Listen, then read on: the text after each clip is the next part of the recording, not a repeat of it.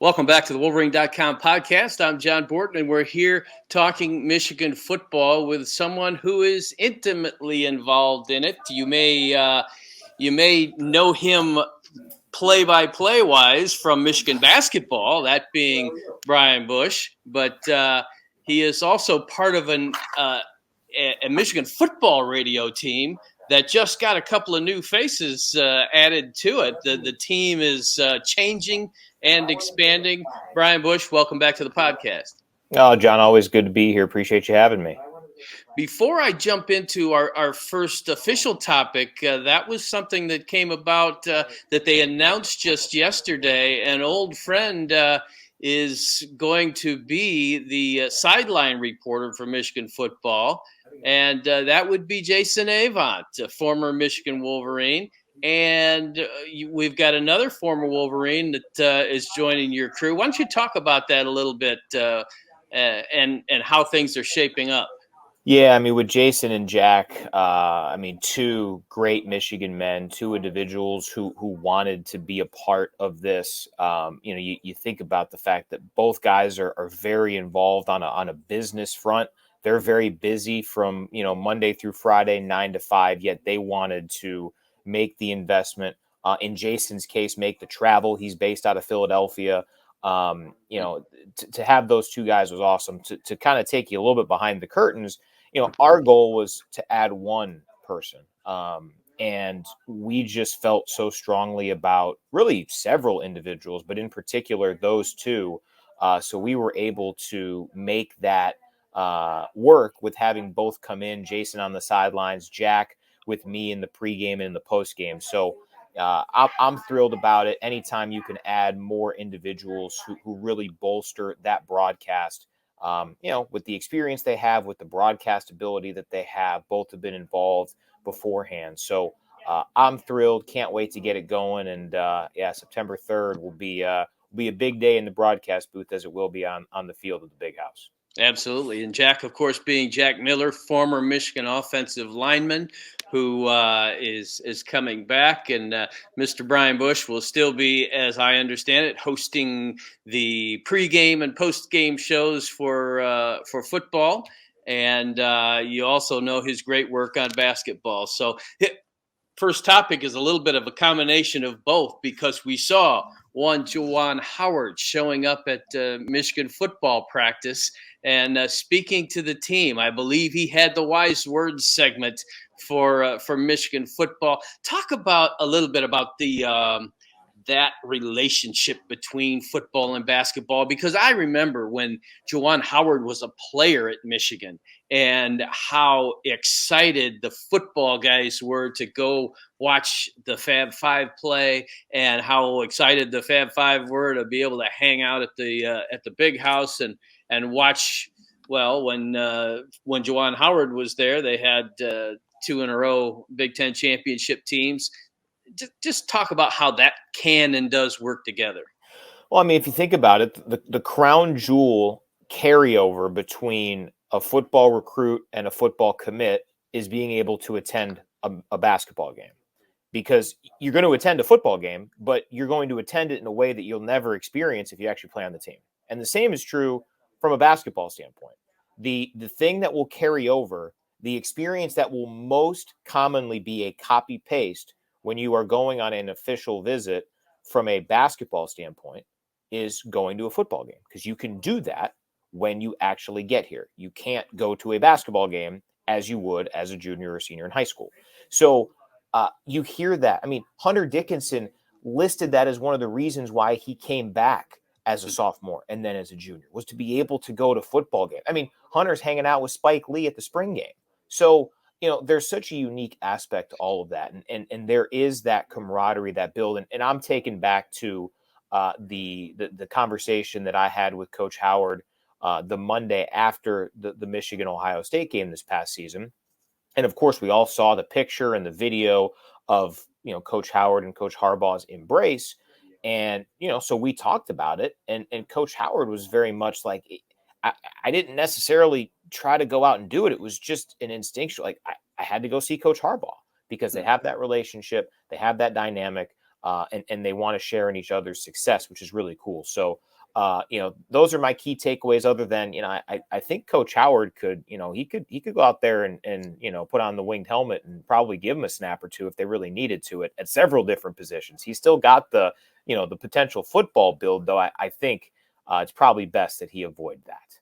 Yeah, I mean, if you had to throw a fade pattern in the corner of the end zone, he would be already up there above the defensive back. So I like his chance on a 50-50 ball. He might take a little more time to get into position than he did back when he played, but if he gets that position, I think he's got a shot. There you go. Let's talk about your first impressions on football at this point, because we've been through the meetings in Indianapolis. We've been hearing from the first week of practice from guys, and obviously you're so clued into this. Your first impressions of the team that has to follow the breakthrough team, which obviously you beat Ohio State and you win the Big Ten championship. You go to the college football playoff for the first time ever. Guys like Cade McNamara are saying, hey, we're wearing a target now. We have to do more than we did. But from what you've seen, what are your first impressions of this group?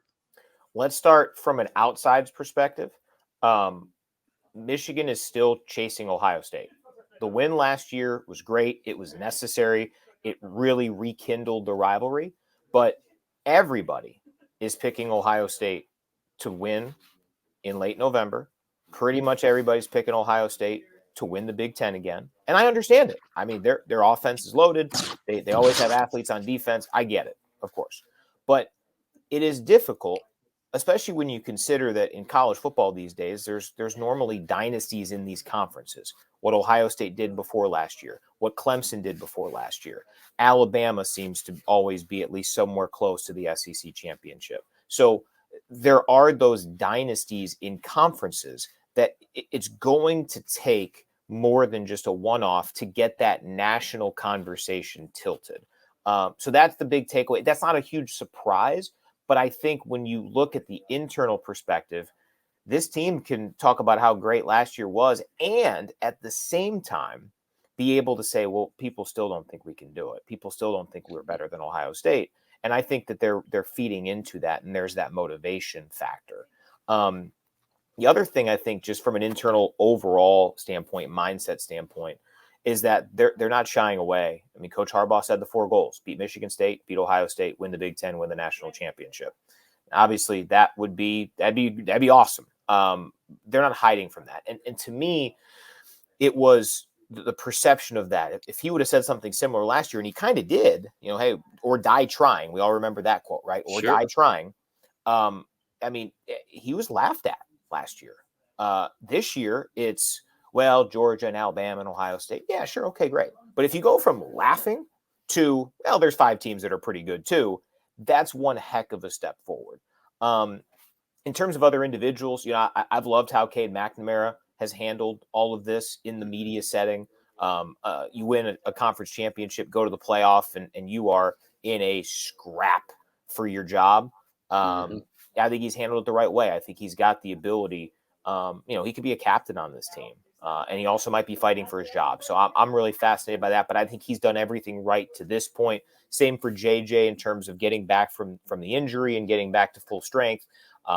He hasn't made any sort of headlines. He's put in the work. So, that quarterback group is healthy, even though it's going to be a huge conversation. And I just, other individual player, I mean, how can you not be excited about Ronnie Bell getting back, what he can bring? We all remember the roller coaster of emotions with him in that first game, all of the positives and then the abrupt ending. Speaking of captain, I think he's got a real chance based on what he did last year, and how he came back from it. I think he might be the most vocal leader and probably the person who, if they're talking, you probably got, the best attention span among all players. And I'm excited to see what he can do. Yeah, no doubt about it. We've seen some recent clips and photos of him getting up against defensive backs and not wearing a brace, and some really positive signs on that end. Obviously, there are position group battles taking place all over the field in spring ball or in fall camp, and what I'd like to know from you is give me a position battle on offense and a position battle on defense that particularly has your attention at this point, because obviously they're going to determine in the next really couple of weeks who is going to go into the season taking these jobs and taking the front lines as far as both sides of the ball. So what are you looking at there? Well, I'll take out the quarterback because that's going to be headline 1, 2, and 3 on pretty much any conversation. We talked about it earlier. We're not going to know a whole lot. This is a program that keeps a lot of that under wraps. Remember last year, I was kind of shocked that Coach Harbaugh just said, "Yeah, Cade McNamara is our starter" pretty early. I mean, that was the exception, not the rule, in a Coach Harbaugh-led program. So take that out. We'll have plenty of time to dissect that, probably on our pregame show leading up to kickoff week 1, because we may still not know. On offense, I'm just fast. It's not so much a position battle. It's just, how do you narrow down your receiver core? How do you, when you have 2 running backs who can be receiving options, you have a really deep and veteran tight end group, and you've got a handful of somewhere between proven and at least shown flashes of being able to produce type of talent and receivers. I'm fascinated by that. I think it's safe to assume Ronnie Bell is going to be a key factor. Beyond that, I mean, you've got guys moving to defense in the receiver room. You've got freshmen who put up almost 200 yards against Michigan State, and that was basically their statistical output. You've got the some of the steady guys. I mean, it is wide open on that front. Defensively, I think you have to look at the defensive line. Coach Harbaugh on our podcast, In the Trenches, said that he thinks that they can have similar pass rush from last year. That's tough. We'll see if that happens. He's obviously optimistic. We all saw Mazi Smith on that on that freaks list from Bruce Feldman, as Michigan's kind of running a dynasty in that type of thing. But how do you do that? I think it's a fair point what Coach Harbaugh said. That, yeah, no one was talking about David Ojabo last year. Of course, you're right. But Aiden Hutchinson was so vital to what Michigan did. I think it is smart that coaches have talked about, hey, we want to get more pressure from the defensive linemen, from the interior. Can Amazi be that type of a guy? We shall see. But that was to me, there were so many things that went into Michigan winning the Big Ten, beating Ohio State last year. But the football life hack was getting pressure with 4. It opened up so much. It flabbergasted opponents. It is the thing in football. It's the great equalizer. If you can get pressure with 4, you can do a lot defensively, and that opens up stuff for the entirety of your team. Can they do that? It's going to be difficult. You're replacing, in essence, 2 first-round picks. I know Ojabo didn't go there, but it wasn't because he wasn't able. It was the injury. Right. So I'm really fascinated about that because it feels like it's a blank canvas in a lot of ways. There are plenty of different options. There's some talent there. But really, outside of Mazi Smith, it's some individuals we have to do some projection on, to be sure. Right. And because you're doing that projection, particularly on the defensive side, I don't have a problem with the fact that the non-conference schedule does not consist of Notre Dame, Oklahoma, and Texas. Some do and say, oh, you don't have any of the big names. You're not going to be really tested before you go into the Big Ten. I've got a problem with this. I don't. This has been kind of a long-running schedule argument that I've had with another member of your broadcast team, my good friend, my longtime friend, Douglas Karsh. You tell me, what's your impression of the non-conference schedule and how it will potentially impact not only the easing guys into positions, but also, whether it's too easy. So this one is unique because not only are there 3, non-Power 5 teams, but Michigan's catching all 3 of them at a pretty rough juncture in their program. I mean, Colorado State, to me, the Pac-12 should look at Colorado State. Now, that has nothing to do with what their football is right now, but in terms of group of 5 programs that have the ability to become something greater, to take that TCU, Utah type of jump, that is, to me, on the short list. But they're between coaches. They really are. I mean, they're not very good this upcoming season.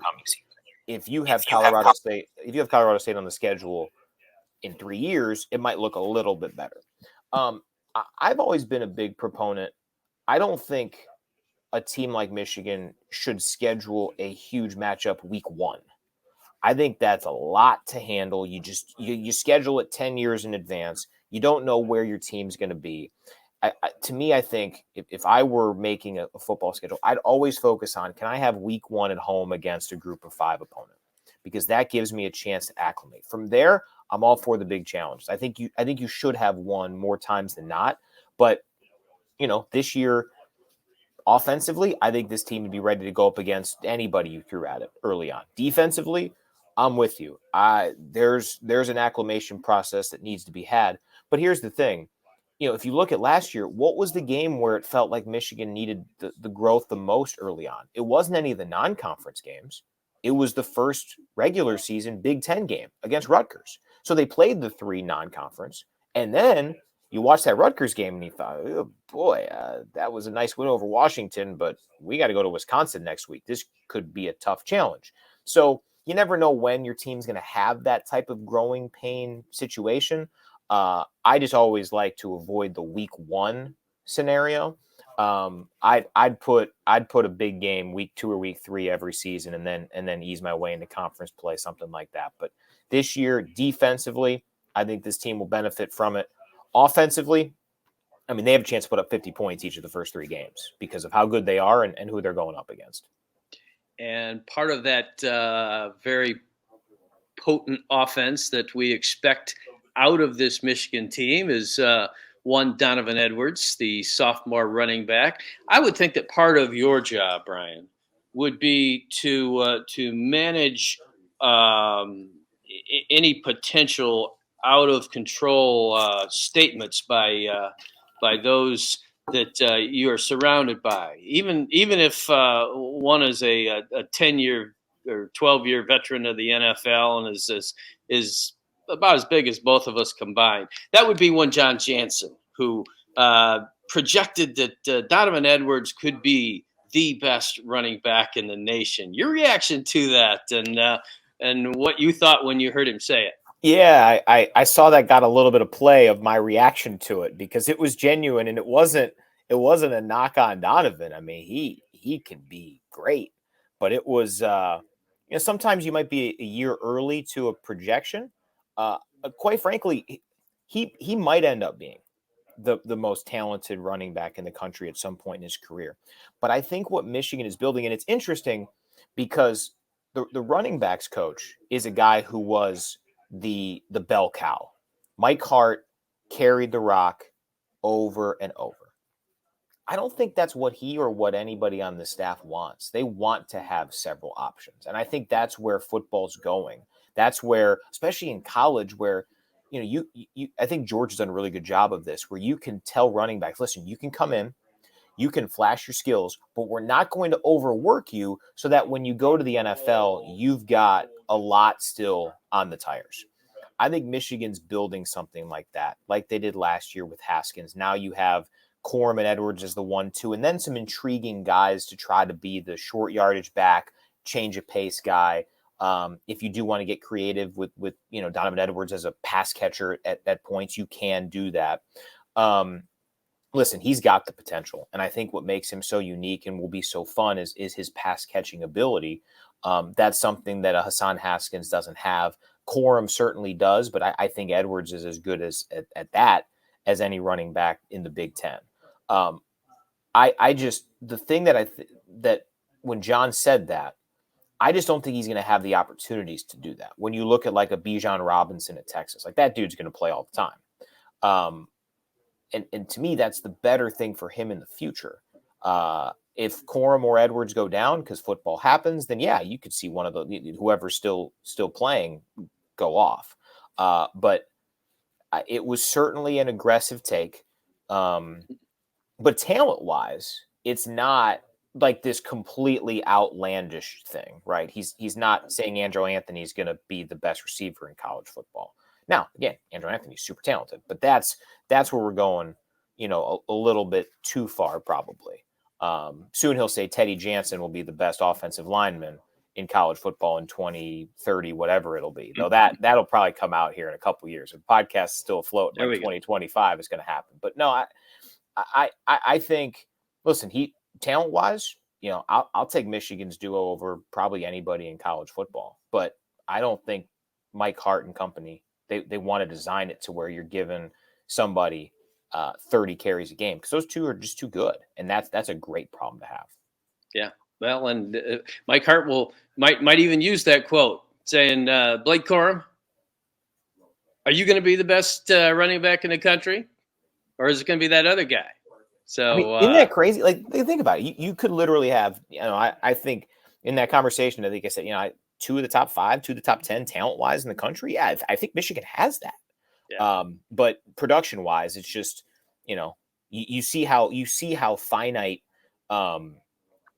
like Heisman Trophy candidacy is for anyone but a quarterback. I mean, Blake Corum was kind of on the periphery for a little while. And then he gets injured, and he's not even a conversation point. It's too fine of a line, and based on the roles here, it's just not feasible. I'll take the opinion of it, and then combine the two, and they would be the best running back in the country. And I think you make a great point about usage because neither of these guys is going to, I'll make the bold prediction, neither of these guys is going to be Chris Perry 2 in the sense that they get 50 carries against Michigan State.